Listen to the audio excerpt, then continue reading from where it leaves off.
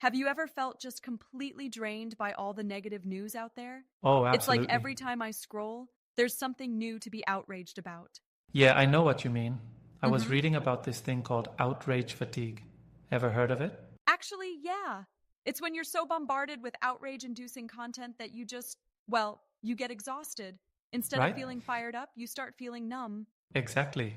So I came across this interview with William Brady, a researcher who studies online outrage, and he Oh, talks yeah? about how this phenomenon can really affect us. That's fascinating. He Yeah, mentioned that repeated exposure can make people withdraw from political action, right? yep, that's the one.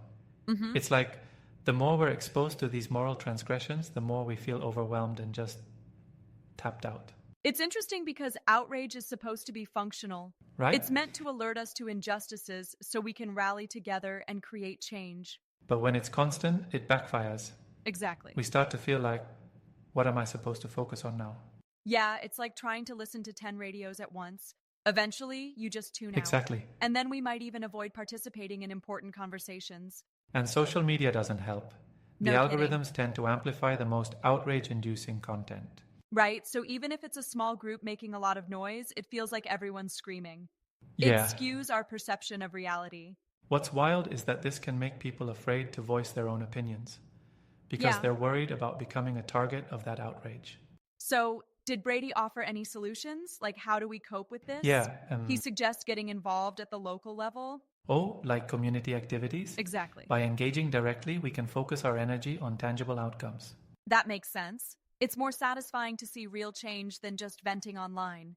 Right? Plus, it builds interpersonal connections, which is something social media lacks. You know, it's ironic. Social media was supposed to connect us, but in this context, it kind of isolates Yeah. us, especially when we're bombarded with negativity. Maybe it's about curating our feeds too. We Hmm. can choose to engage with content that doesn't just spark outrage. That's a good point.